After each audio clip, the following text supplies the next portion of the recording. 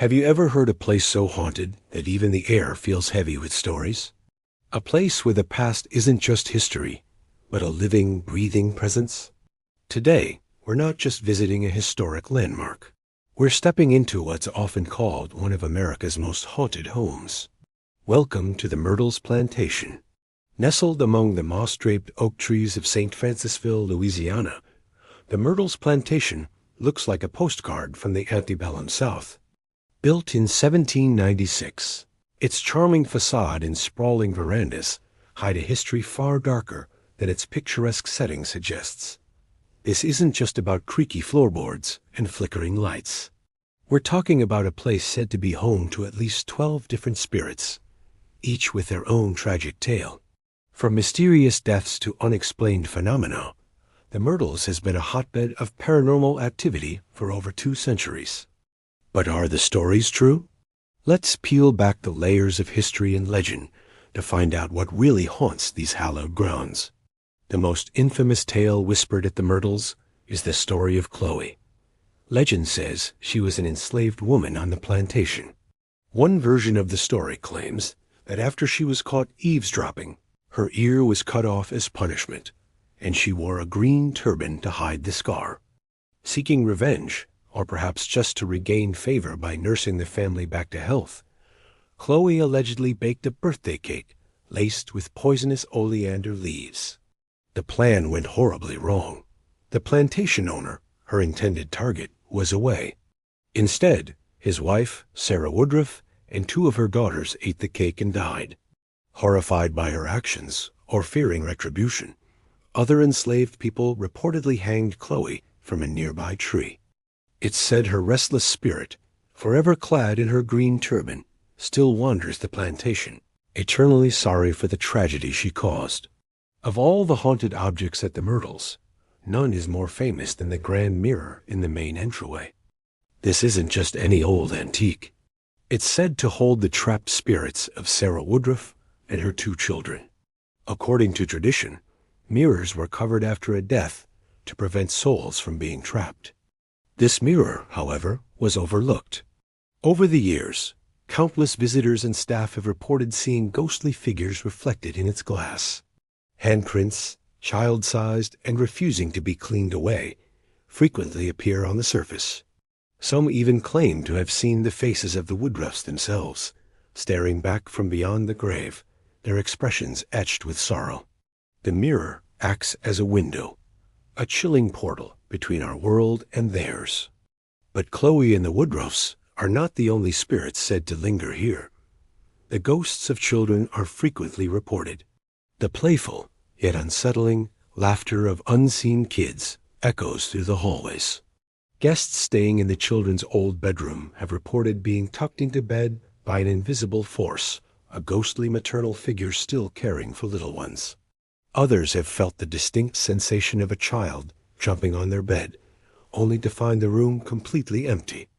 These aren't malicious spirits, but their presence is a constant, sad reminder of the young lives cut short within these walls. The plantation is also home to other unseen forces.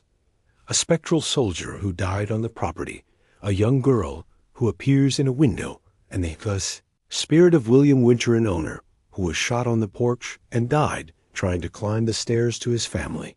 His final, agonizing footsteps are still said to be heard on that staircase. The Myrtles Plantation isn't just a museum. It's a functioning bed and breakfast. Modern guests who dare to spend the night often leave with a story of their own.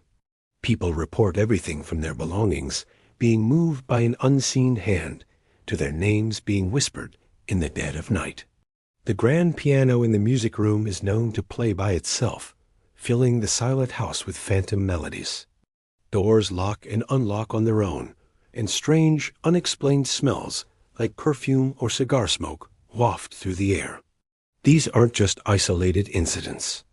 The sheer volume and consistency of these reports from different people over many years make it hard to dismiss them as mere imagination. For many who stay here, a night at the Myrtles is an unforgettable and genuinely terrifying experience. With such a reputation, it's no surprise that the Myrtles has attracted paranormal investigators from all over the world. Teens armed with EMF meters, thermal cameras, and digital recorders have spent countless hours trying to capture definitive proof of the afterlife. And they have found some incredible evidence. Electronic voice phenomena, or EVPs, have captured disembodied voices answering investigators' questions. A famous thermal image supposedly shows a human-shaped figure standing in a room that was physically empty. Ghost hunting shows have filmed objects moving on their own and have recorded clear, intelligent responses from unseen entities. While skeptics argue there are rational explanations, the evidence gathered within these walls has convinced many seasoned investigators that the Myrtles Plantation is the real deal. But what about the people who work there every day, or those who have visited? Let's hear from them. A former tour guide once said, "You never feel truly alone here." I was closing up one night and heard my name called clear as day from the main hall. I was the only one in the house. A recent guest shared this on a travel site. My wife and I stayed in the Chloe room. Around 3 a.m., we were woken up by the sound of someone crying softly in the corner. It was absolutely chilling. We didn't sleep a wink after that. Another visitor recalled, "We were taking pictures on the porch, and when we looked back at them, there was a clear image of a woman in old-fashioned clothing, standing in the background, who definitely wasn't there when we took the shot." These are just a few of the thousands of personal stories that add to the Myrtles haunting legacy. The stories of the Myrtles Plantation are as captivating as they are chilling. They remind us that some places hold on to the past with an iron grip. While we may never have definitive proof, the sheer weight of personal experience, historical tragedy, and paranormal evidence makes it a place unlike any other. It's a location that forces us to question what we believe about life, death, and what might come after. If you are intrigued by these stories, you'll love our new line of Echoes of the Past merchandise, featuring designs inspired by America's most haunted locations. Click the link in the description to check out our exclusive collection of tees and prints that capture the eerie beauty of places like the Myrtles. Every purchase helps us continue to explore and share these incredible stories with you. What do you think about the Myrtles? Have you ever visited, or would you dare to spend a night? Let us know your thoughts in the comments below. Thank you so much for joining us on this journey into the paranormal.